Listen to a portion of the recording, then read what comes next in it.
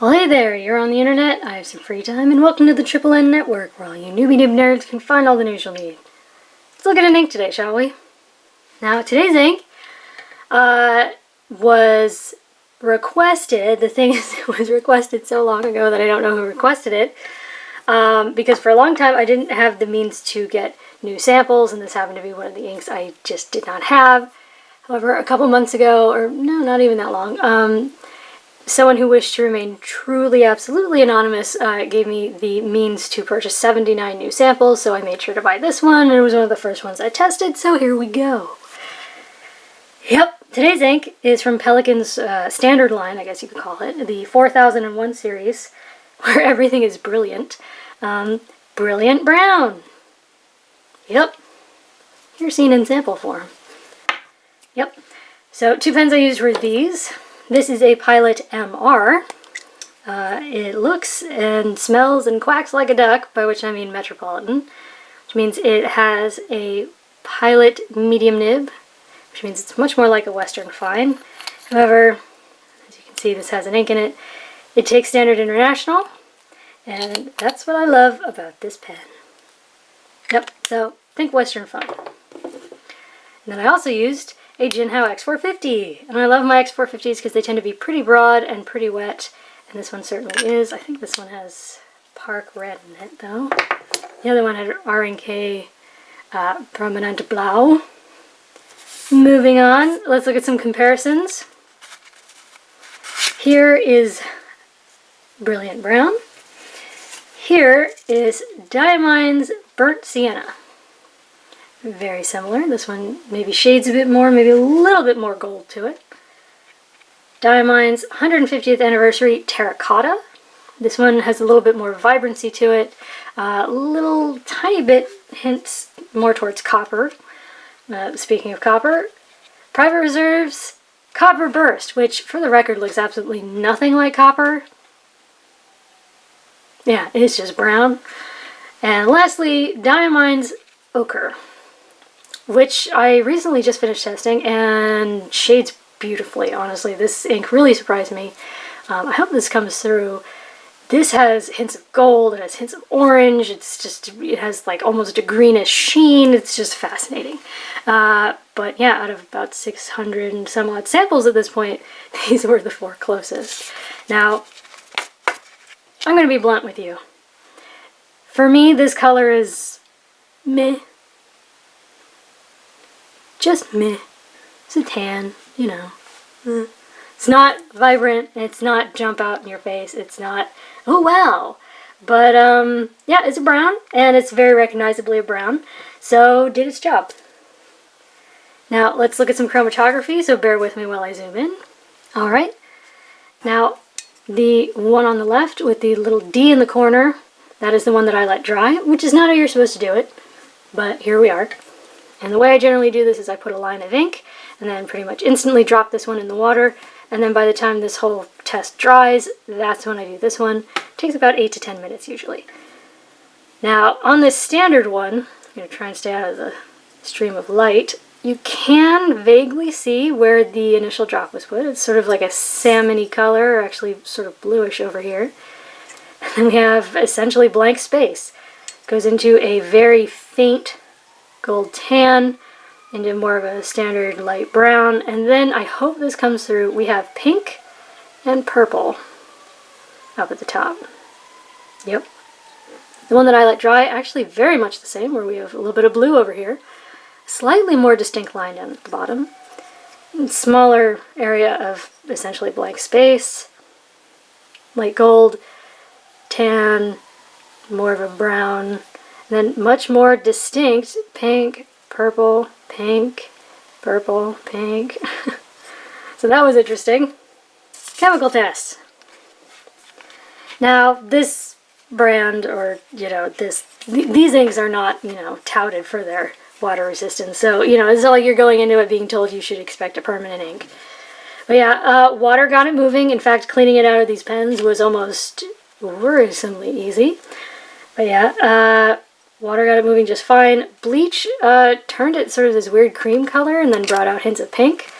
Yeah, ammonia pen flush got it moving, but it also started to react with the paper. violently. Hydrogen peroxide, yeah, it just sort of, it wasn't as effective as water, so. And besides, I never ever suggest that you try and clean out your pen with hydrogen peroxide. To do so, you do so at your own risk. Now, first up is Clairefontaine, 90 grams per square meter paper. However, despite this being the third piece of Clairefontaine I tested, and thinking that it would be the, it was the first of 3 that I tested because I got some funky results, and it being from my personal notebook, I got funky results. And little did I know I would get funky results from all 3 types of paper. However, this is the one from my personal notebook that's usually most well behaved, so I don't know. That was weird. Maybe it was a strange day. But, yeah, as I sit here, I think there's environmental flaws here. However, I kept testing it and I kept getting the same results. However, the logical part of my brain refuses to believe that there's something just weird going on between Clairefontaine and this 4001 brown. I'm serious. I feel like that's the logical part of my brain just saying no. But anyways, the MR took 19 seconds to dry. The X450 took 26. As you can see, there was a decent amount of ink being put down. We do get shading, but again, to me, the color's just kind of meh. You know, it's doing what it's supposed to do. It's light brown. It's noticeably brown. Good job, you know, like, it's okay. But we do get some feathering and some woolliness, which is rather odd, but it's there. However, we don't get bleed, and we don't get spread, and there's no sheen, but, yeah. And then when I was trying to mop up the water as I was doing the test, some of it, because the paper started to curl up, when I was mopping it up, some water got underneath, so we got a weird water test. But we'll see the beginning of a trend. You'll see this sort of brown, reddish tan bit come off, and then underneath there's something that doesn't want to move. Next up is Fabriano Eco Qua. It's an 85 gram per square meter paper. Honestly, the more I love it, the more I use it, by which I mean the more I use it, the more I love it. I can talk. Yeah, it's great. I love this paper. Again, color's just kind of meh, but we do get some fantastic shading. It's looking good here. If you like shading, I always assume people like shading, but not everyone does. The MR took 20 seconds to dry. The X450 took 28. I never actually wrote down what my assumption was for its flow out of 10, but just given the results, I wouldn't be surprised if it was just shy of a 7. We do get a halo effect on here around the wettest part. Come on. Which is hard to see in that MR, but yeah. So that's nice. I kind of like that. I think it increases contrast, makes it easier to see. There's no bleed, no feather, no spread, no echo, no sheen. All good in that regard. And this is what I meant about a trend we're going to see in the water resistance. Now, there's not a ton of water resistance. That brown is really going to go away. If you get this wet, you're not going to find brown. But you are going to see a blue-gray. And the blue-gray is actually fairly well behaved, doesn't want to move. So that's interesting. Next up is Rhodia, 80 grams per square meter. Yep, I should say that this piece of paper came from a very large number 38 pad of Rhodia, which is essentially like a few A4 pads of paper stuck together. I use my 38 pad as a big blotter on my desk. However, it takes a long time to go through that much paper, so it does get environmentally affected, which is what I'm trying to point out here. This edge is the edge of a page, and of course edges are like slow leaks to your paper that let in environmental wonkiness. So we do have some oddness, we do have a little bit of feathering, a little bit of bleed, but it's contained to this side of the page. So I just wanted to say it's not aging gracefully, and that's why it's behaving the way it is. Now here, as we can see, there is plenty of sheen, and here, or not sheen, shading, and there's a very distinct halo effect around the wettest parts here, which again, I like. It increases contrast, makes it easier to see. I just wanted you to see this smear on this Japanese medium. It's definitely a mildly wet flowing ink, which honestly I'm surprised by. I was led to believe that the most of the Pelikan inks are a little on the dry side to try and curb that natural wetness in the Pelikan pens.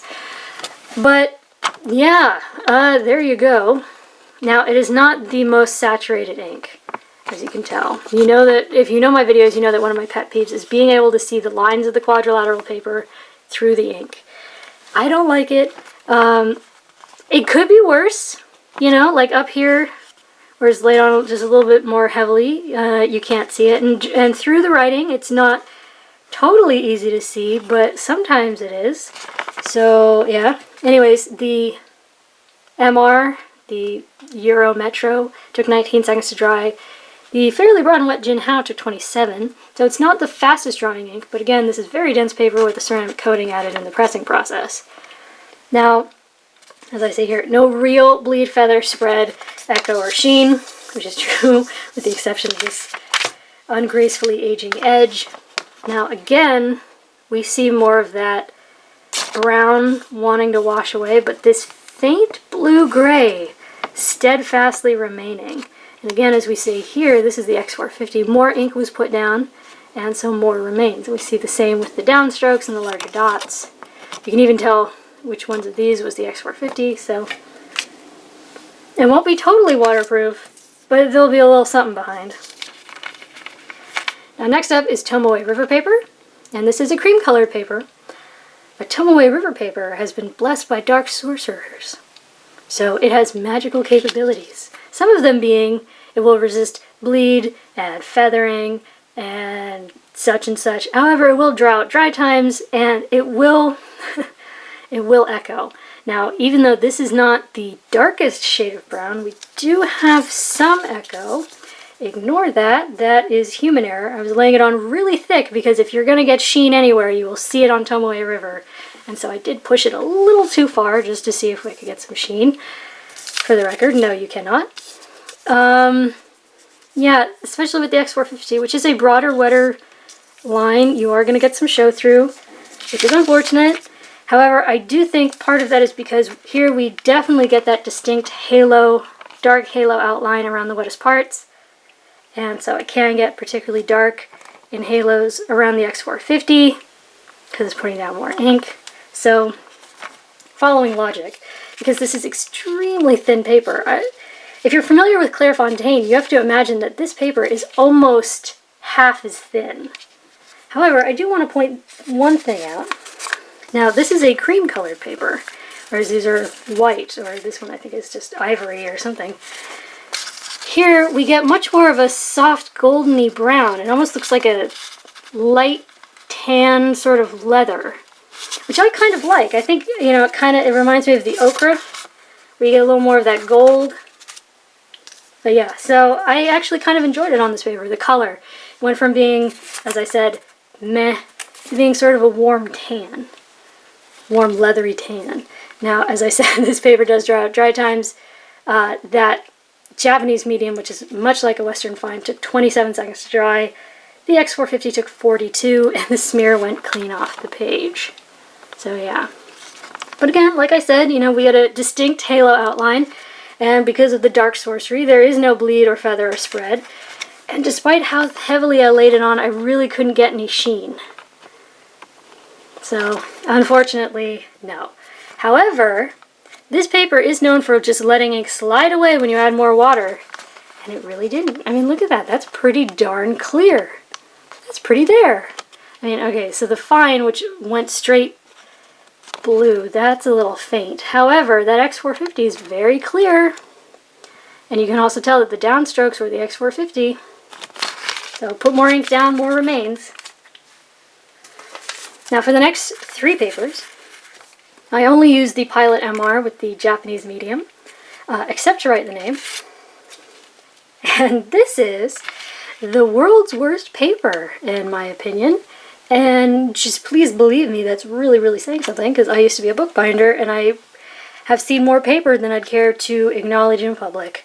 So, let's look at the spread here, because that was quite surprising. Now, this is a Japanese medium, and this is a wet flowing ink, but I was not expecting quite that much spread. And then we don't, I say we get no shading, but we kind of do, but just the barest bits, and it's bad shading because anywhere where it starts to get even remotely darker, excuse the ink-stained fingers, yeah, we get feathering. And we get feathering throughout, and you can see the woolliness factor coming through because you can see the pulp pattern of the paper. That's a tongue twister. It took 2.5 seconds to dry. Get a lot of bleed and a lot of show through. That scrubby in particular, but I mean, come on, that's the scrubby. But we do have an interesting water test. Now, here's just the crosshatches. You can see that even though the brown is just making a mess, you can very distinctly see each and every one of those little gray lines. And here you can tell that the paper, or maybe you can't if the camera will calm down. Can you see that line? Sort of that faint up and down line. The paper started to try and act like chromatography paper. It was trying to absorb more and more of the water upwards. So yeah, if there's such a thing as brown fire, that's what this looks like. It looks like it's on brown fire. But as you can see underneath, that gray really doesn't want to move. I feel like if I could have flushed it out more, that brown would have just left and we would have had a very clear gray bit of writing there. So you'll have something, it won't be brown. Now, next up is Mead Notebook Paper. Yeah, this came from a very small little spiral notebook. I had to go out and buy this because I ran out of my old stuff. But very much the same as what we've been seeing for a while. There's not as much spread.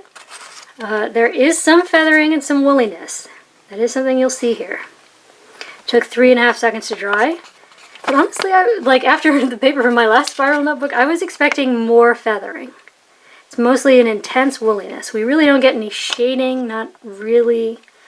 But it could have been a lot worse. We do have a lot of show-through. That is something that this particular Mead has been doing that my last one wasn't. There is a lot of show-through and many tiny little dots very nearly making it to the other side. And okay, this is scrubby, but yeah. And again, the paper does tend to freak out when you add water. I just want you to see this brown, the way it must have been panicking when introduced to water. But again, I also want to point out that gray underneath, very clear, very there, very stoic, not wanting to move. So you'd have something left at the end, which is encouraging. Now lastly is Moleskine notebook paper, which I hate because it's awful and they make you pay a lot of money for it. And honestly, do I even need to bring it in this close? Because let's just look at this. Let's just look at this. 6 seconds to dry. You can see the individual little blobbies of pulp they tried to mash into what they call paper. There is shading, but it's bad shading. Like you see the top of the E is lighter, but then down at the bottom it gets darker, and that's where we have the feathering and the bleed. And oh my god, the bleed! The bleed! Just like fountains of bleed. Like a Tarantino film of bleed. Good lord. I mean, yes, this is a Japanese medium, and yes, it's wet. This is the crazy 88s of bleed. Like, what the heck? Anyways, I do want to point out, and again, I feel like this is much more about the ink than the paper, because I'd be hard-pressed to say something nice about Moleskine. Because it hasn't earned it. Anyways, I do want to show that although the paper is freaking out, you can see the paper starting to like buckle in on itself and all that. You can see that it looks like it's on brown fire again, but still that gray is very clear, right? It's very clear, very dark, relatively. I mean, especially when we compare it to like, you know, the Tomoe River, because that's the same pen. I mean, yeah, you'd be wading through a mess, but there would definitely be something there. Definitely be recoverable if you were motivated enough. So there is that. So, there you go. There is, by request, Pelikan's 4001 Brilliant Brown. I went into this expecting no water resistance whatsoever. because I know that the 4001 inks are actually designed to be very easy to clean out of your pens. And they were. It was actually wonderfully easy to clean out of my pens. However, I was surprised that you do get just a little bit of water resistance. The color is kind of meh. You ever had, you know, like the small little Crayola watercolor sets, like maybe you had to buy them for school, and then there was like the dark brown and the light brown? This looks so much like the light brown. So yeah, I don't have the best memory, because I mean it's watercolor. But anyways, nowhere near as bad as I thought it was. It was just the color. For me, it just felt kind of meh. Cream color looked rather nice. Absorbent papers, not the most well-behaved, but wonderful water resistance. So yeah, anyways, there you go for your consideration from the Triple N Network. If you liked the video, please give it a thumbs up. If you'd like to see more, please subscribe to the channel. And thanks for watching. Bye.